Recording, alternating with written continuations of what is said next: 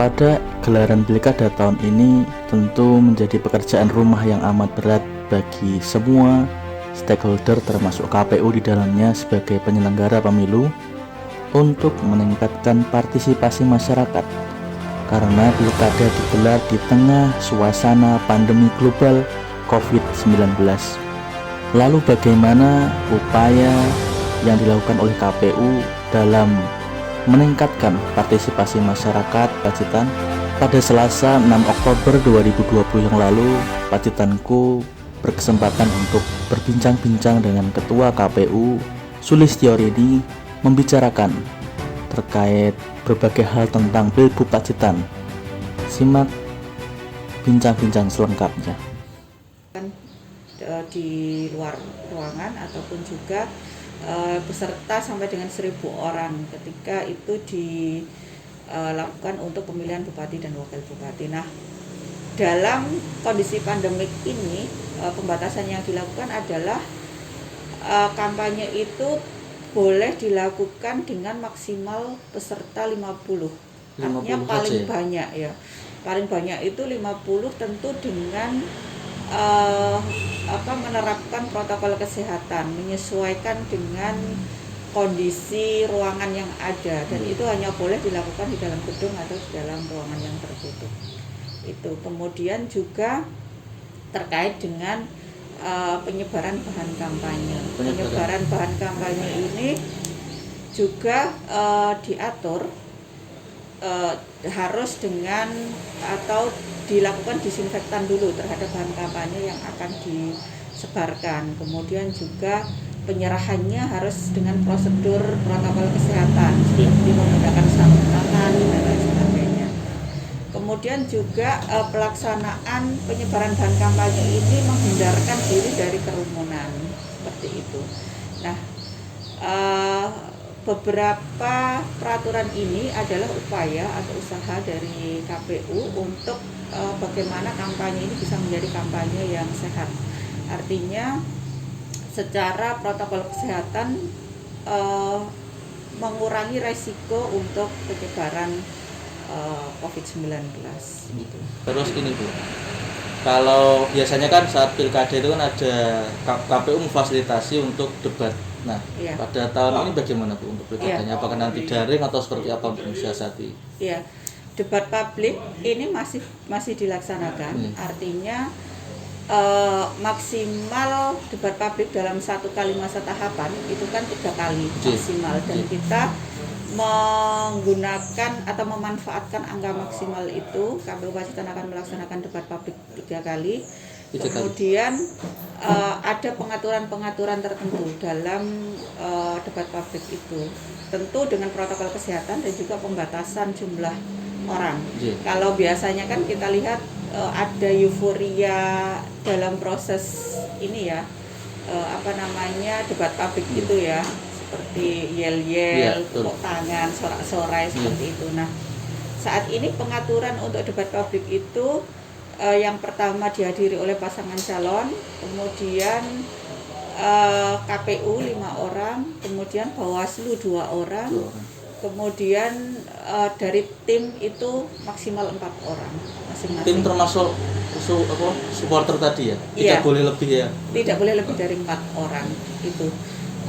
Jadi kalau misalkan di Pacitan ini ada 2 pasangan calon, itu pesertanya tidak boleh lebih dari 19 orang. Untuk mensiasati misalnya kan masyarakat pengen tahu nih visi misinya, sedangkan ada batasan kayak gitu, nanti dari KPU seperti apa Bu?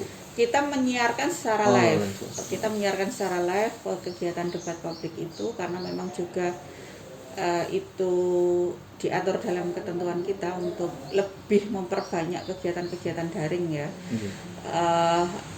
Kemudian juga kita harapkan warga kita tidak menyediakan layar di lokasi acara seperti biasanya kan kita menyediakan layar untuk menghindari kerumunan itu, dan tentu kita harapkan akan ada nonton bareng mungkin di tempat Posko. posko atau di tempat masyarakat secara umum, karena kan yang seharusnya tahu terkait dengan visi misi ini kan masyarakat umum. Betul, kalau tim kan pasti sudah tahu lah Iya. visi misi dari pasangan calonnya sendiri. Itu namun tentu dengan protokol kesehatan juga. Tidak boleh lebih dari 50 orang dalam kegiatan nonton bareng itu ya. Kemudian juga menjaga jarak, menggunakan masker dan lain-lain. Terus untuk jadwalnya kapan Bu rencana debat publik itu 3 kali itu? 3 kali ini akan kita laksanakan di akhir September ini, kemudian juga di awal November. Akhir September, Oktober. Oh ya, Oktober. Akhir Oktober, kemudian di pertengahan November dan di awal Desember. Awal Desember Iya. Mungkin sebelum acara.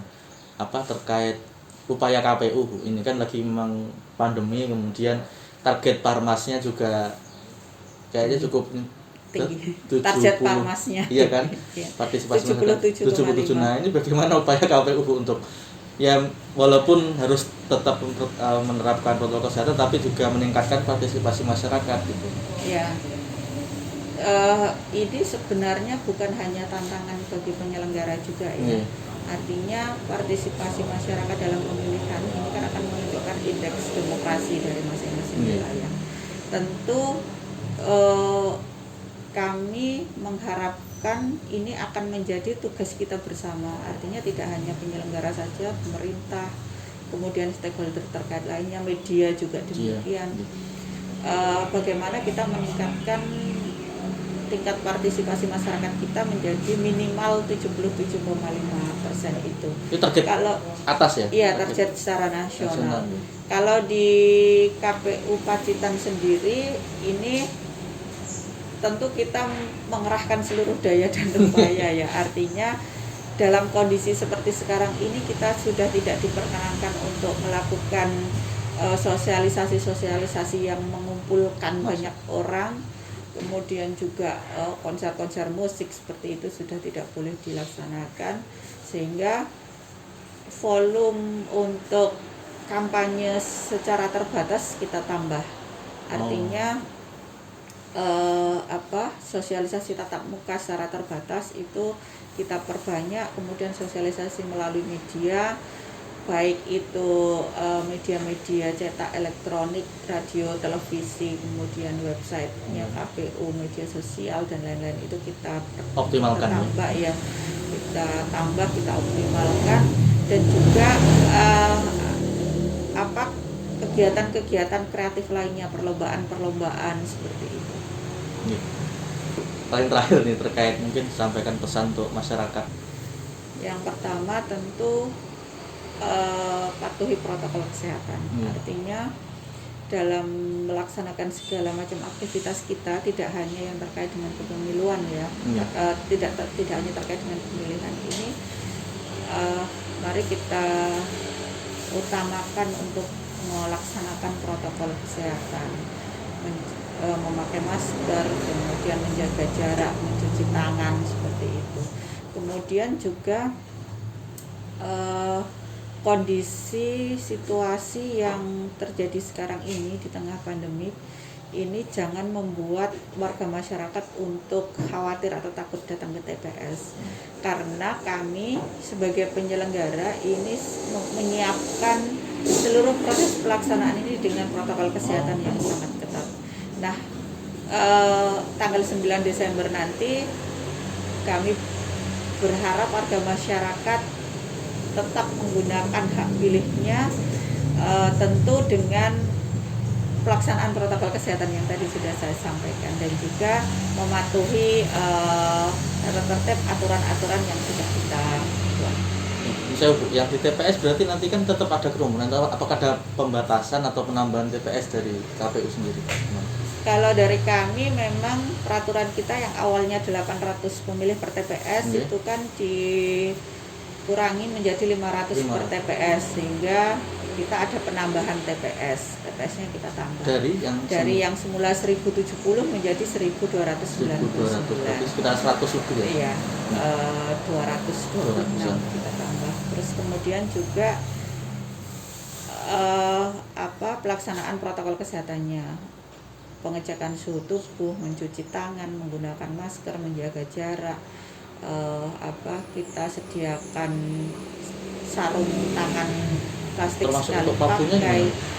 Untuk pakunya dan untuk seluruh TPS-nya kita adakan sterilisasi, disinfektasi untuk ruangan, kemudian juga kita hindarkan kontak langsung antara penyelenggara dengan pemilih dan antar pemilih dengan pemilih, antar penyelenggara dengan pemilih. Termasuk penataan setting tempat duduk untuk ruang tunggunya dijaga jarak gitu. Iya, tentu kita membutuhkan TPS yang lebih luas dari biasanya karena harus ada pengaturan.